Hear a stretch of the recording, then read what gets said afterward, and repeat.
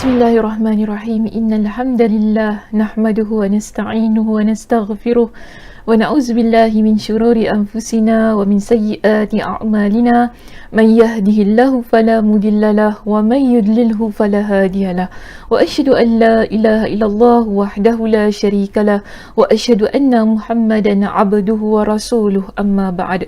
Rabbi shrah li sadri wa yassir li amri wahlul 'uqdatam min lisani yafqahu qawli.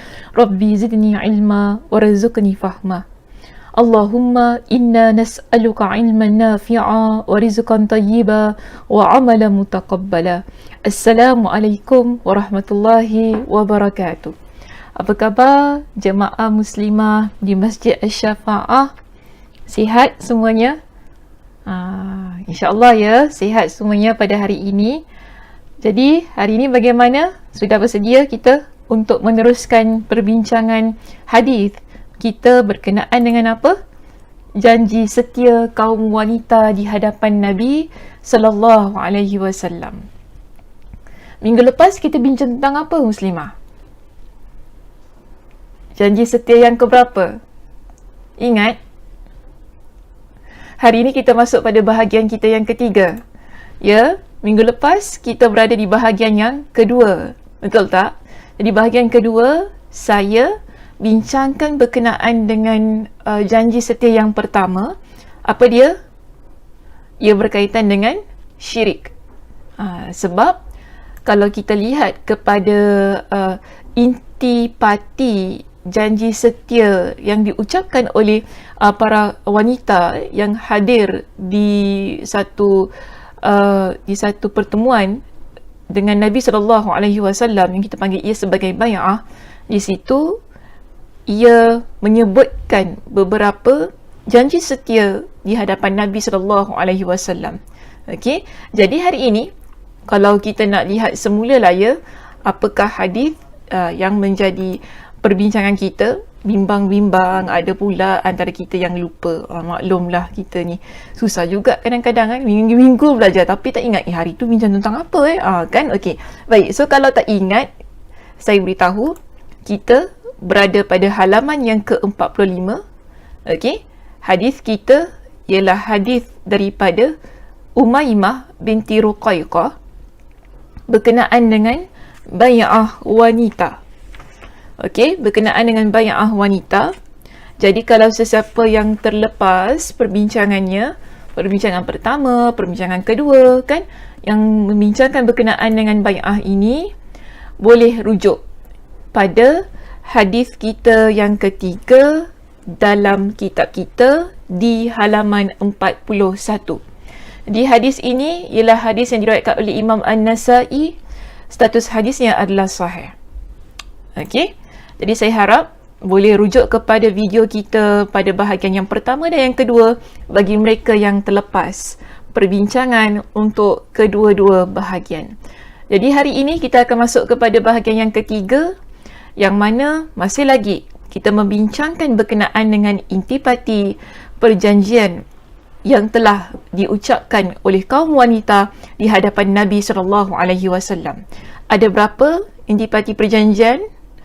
Okay. So, dalam hadis yang diriwayatkan oleh Imam An-Nasa'i di sini ya, muslimah, dalam kitab kita, kita dapati ada 5. Ada 5 perjanjian yang telah disebutkan oleh mereka di hadapan Nabi. Jadi pada minggu lepas Ustazah sudah bincangkan tentang yang pertama, iaitu mereka janji untuk tidak mensyirikkan Allah.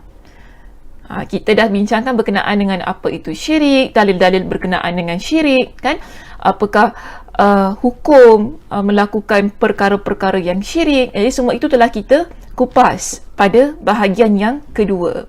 Jadi hari ini kita akan masuk pada janji yang kedua ya di sini, iaitu pada bahagian kita yang ketiga ini kita akan masuk pada yang kedua, iaitu apa dia?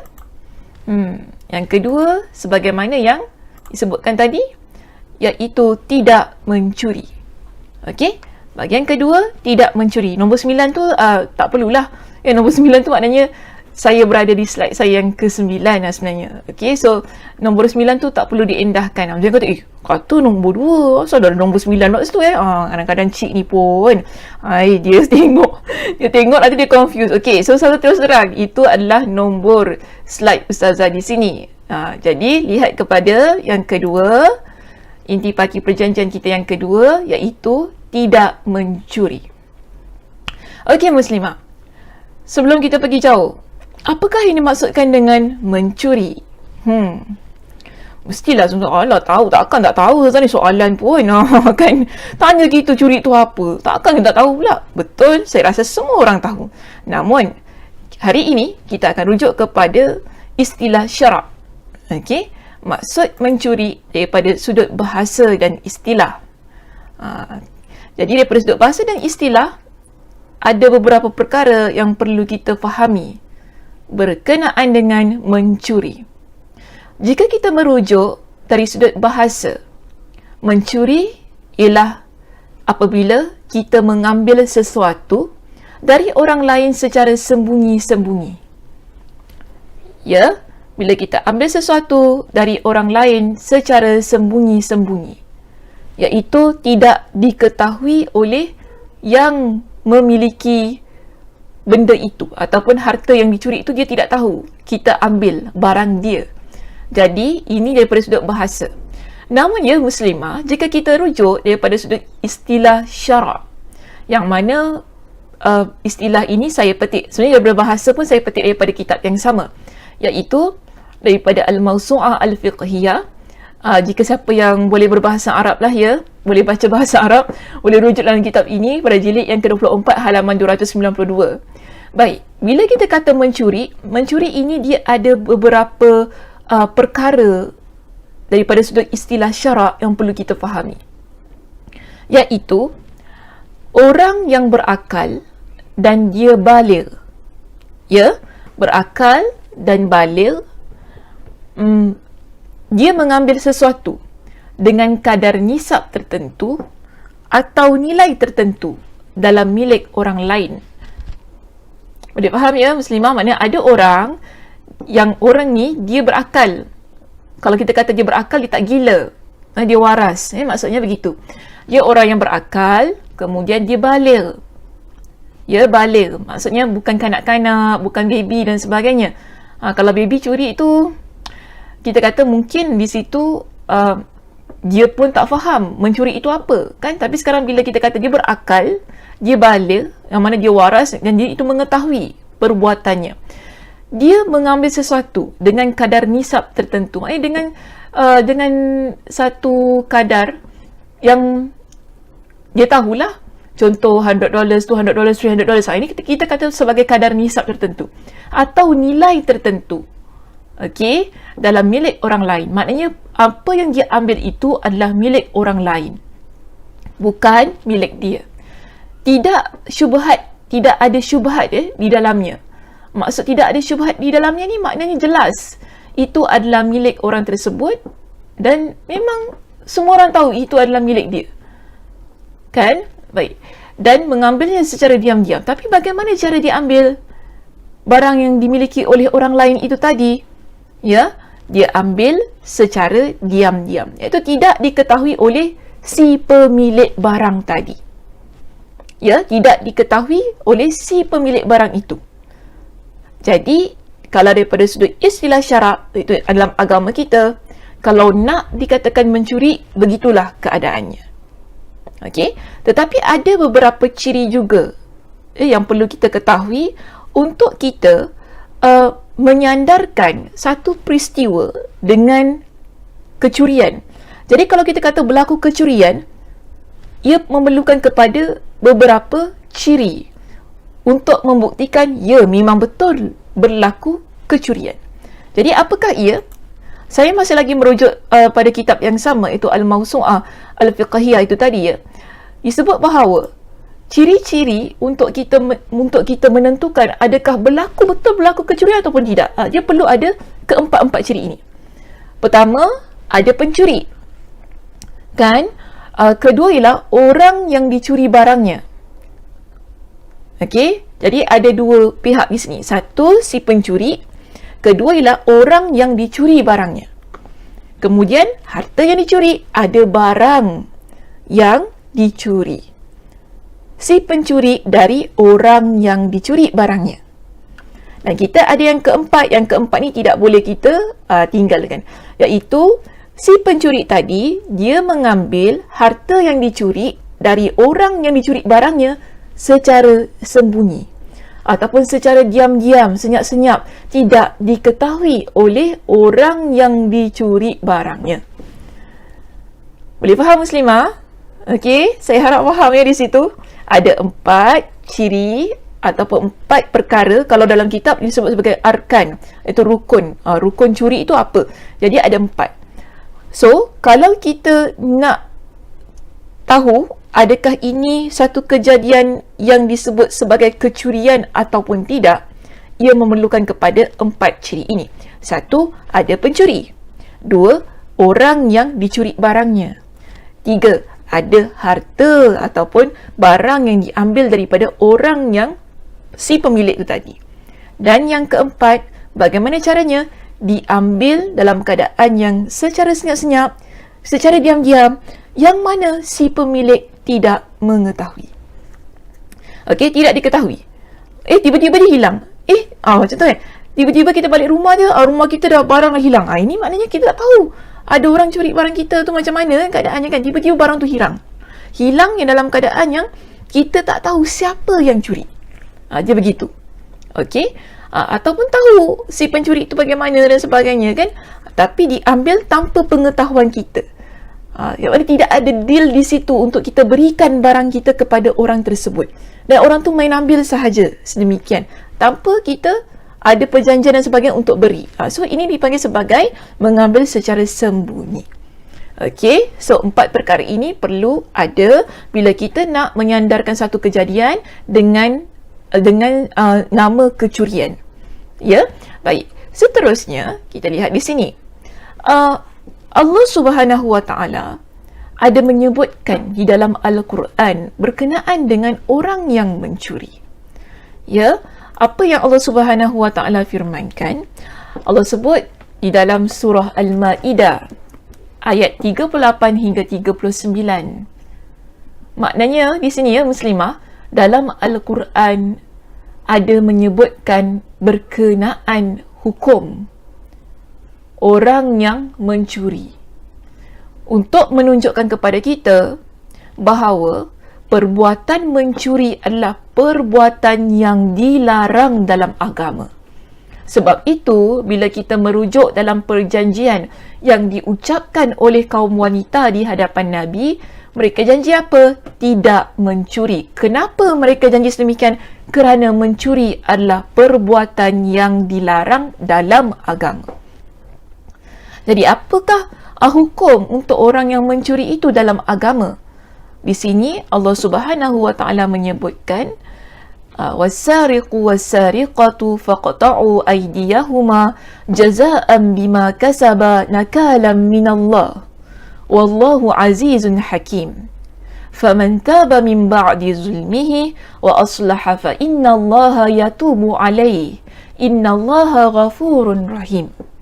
Maksudnya, lelaki dan perempuan yang mencuri, potonglah tangan keduanya sebagai pembalasan bagi apa yang mereka kerjakan dan sebagai siksaan dari Allah. Dan Allah Maha Perkasa lagi Maha Bijaksana. Maka sesiapa yang bertaubat di antara pencuri-pencuri itu sesudah mereka melakukan kejahatan tersebut dan memperbaiki diri mereka, maka sesungguhnya Allah menerima taubatnya. Sesungguhnya Allah Maha Pengampun lagi Maha Penyayang.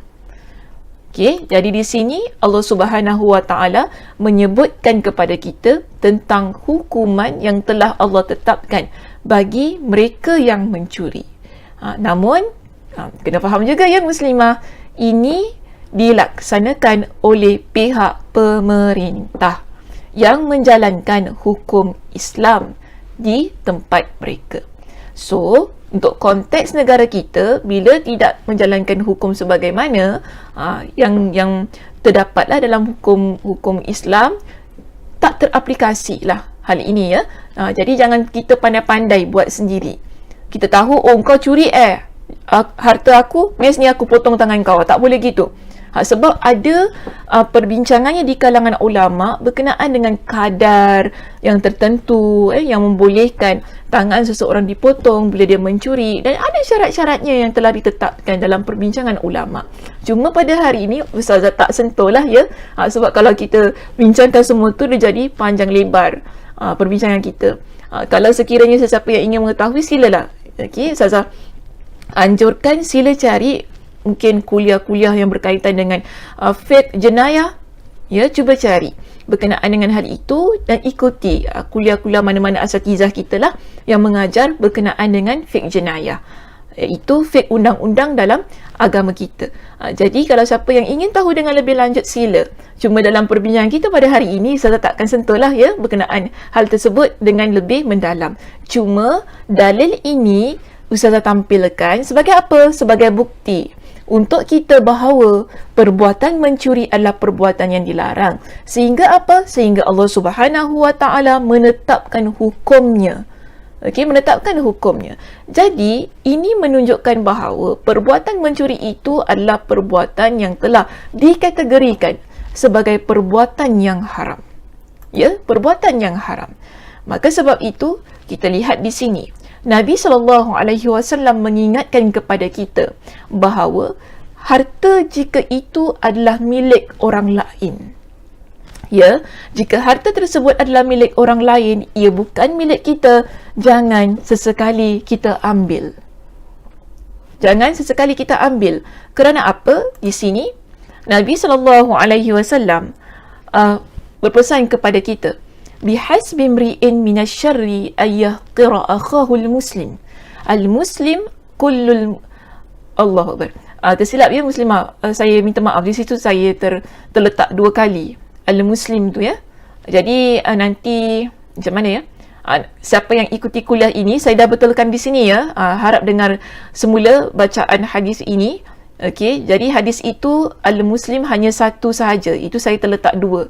Okey, baik, sekali lagi saya baca hadisnya supaya tidak keliru sebab ada kesilapan daripada sudut taipan di sini. Baik, bihasbi imri'in minasyarri ayyahqira akhahul muslim. Berhenti di situ. Kita ada dua perkataan muslim, al-muslim yang kedua itu boleh delete. Ya, terus masuk kepada kullu. Kullul muslimi 'alal muslimi haramun damuhu wa maluhu wa 'irduhu. Apa maksudnya di sini muslimah? Nabi SAW berpesan kepada kita begini. Seseorang dianggap berbuat jahat apabila dia menghina saudaranya sesama muslim. Muslim yang satu, maknanya muslim, kita sebagai seorang muslim dengan muslim yang lain, apa kata Nabi? Haram. Apa yang haram? Haram darahnya, haram hartanya, dan haram kehormatannya untuk kita ganggu. Ya, itu maksud Nabi. Jadi tak boleh. So, kalau ikut kepada konteks perbincangan kita pada pagi ini ya muslimah, kita merujuk kepada harta tu tadi. Jadi Nabi kata apa? Tidak boleh kita mengganggu harta orang lain, merampas harta orang lain, curi harta orang lain. Apa hukumnya? Haram.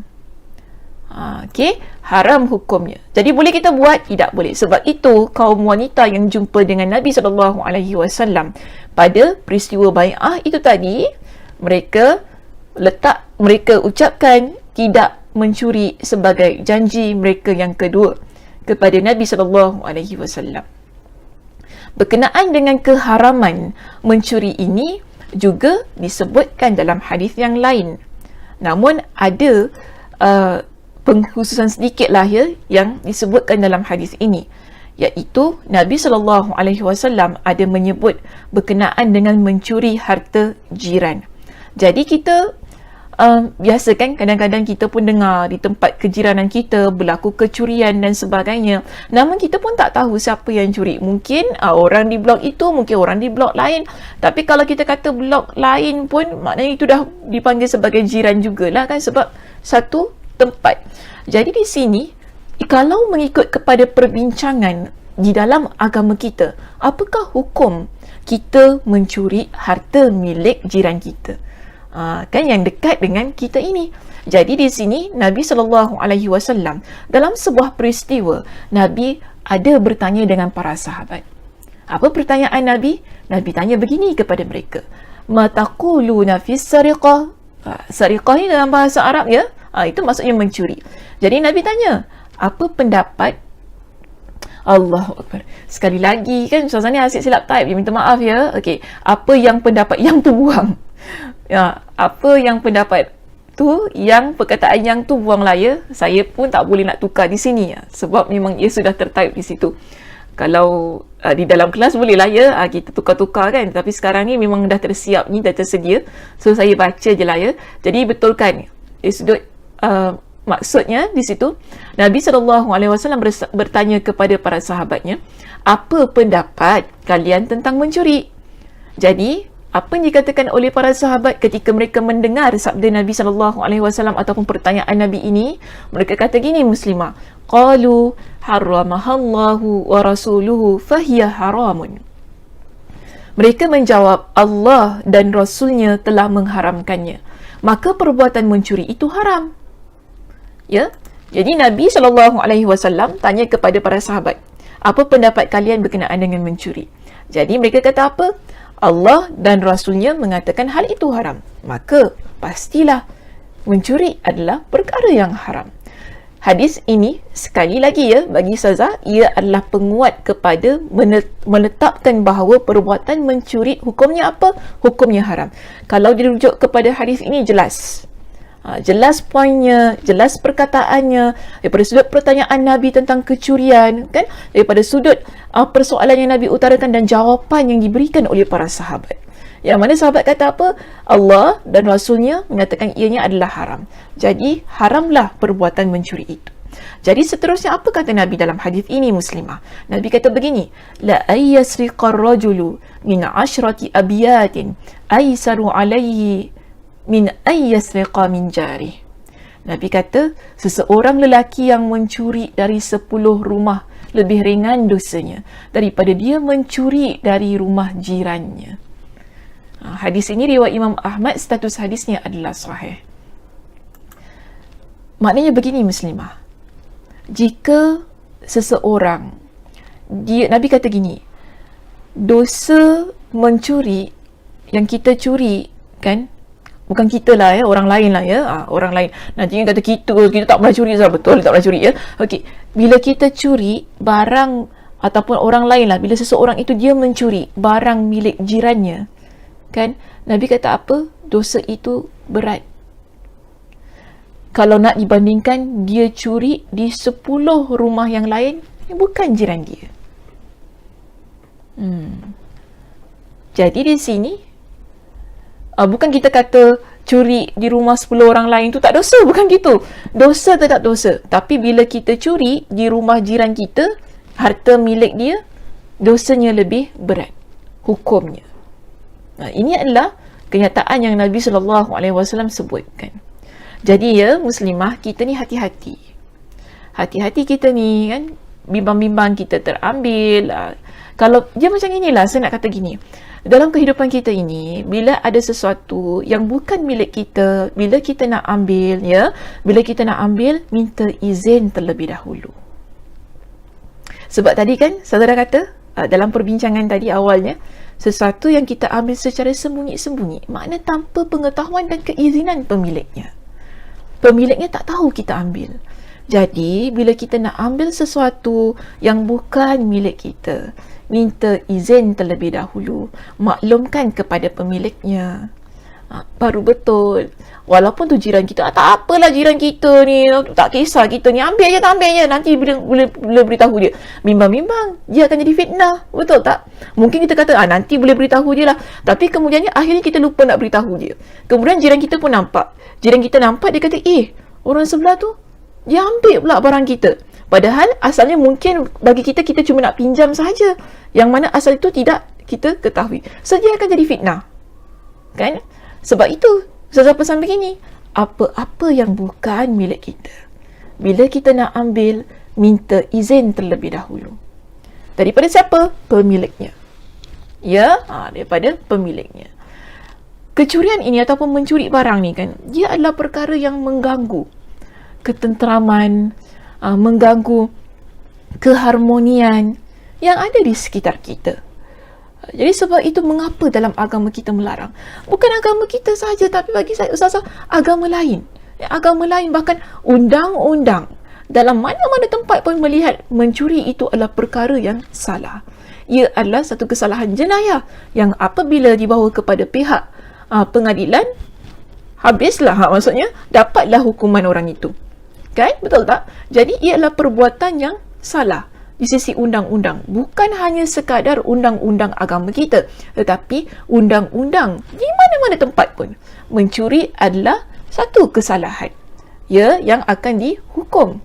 Ya, sebab itu kita ni kena hati-hati bila ambil apa-apa barang, kan? Bila kita tahu ia bukan milik kita, ia memerlukan kepada keizinan pemiliknya. Baru tepat kita ni menjadi seorang muslimah yang baik. So kita ni kan kadang-kadang adalah orang ajar kita dengan petua-petua, Wallahualam lah, petua tu datang daripada mana. Kan selalu orang kata kalau nak anak pergi ambil apa? Kuali ke apa? Sudip ke apa? Saya tak tahulah. Kadang-kadang petua orang ni kalau nak anak pergi rumah siapa entah, nanti ambil dia punya sudip ke, ambil kuali ke apa, Wallahualam lah, saya tak ingat. Nanti adalah anak. Boleh, bukankah itu kita mencuri?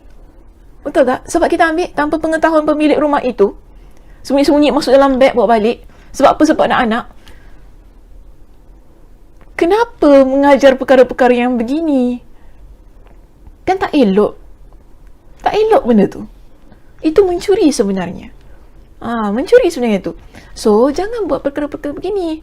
Kan? Mungkin tak, Allah, saya dah minta izin. Saya dah beritahu dah dia. Lepas tu saya beritahu dia. Okeylah. Tak apa. Maknanya dah bertaubat, ya. Dah bertaubat. Dah beritahu kepada pemiliknya. Dah pulangkan. Okeylah, sudah. Alhamdulillah. Tapi, jangan kita ajarkan kepada generasi muda dengan satu petua ataupun satu tak tahulah, satu tips kan, yang mana ia menyalahi. Menyalahi apa yang diajarkan dalam agama kita. Ya, kerana apa? Jangan lupa muslimah, apabila Nabi SAW ditanya berkenaan dengan siapakah muslim yang baik, Nabi SAW pun menyebutkan begini. Nabi kata, al-muslimu man salimal muslimuna min lisanihi wa yadihi.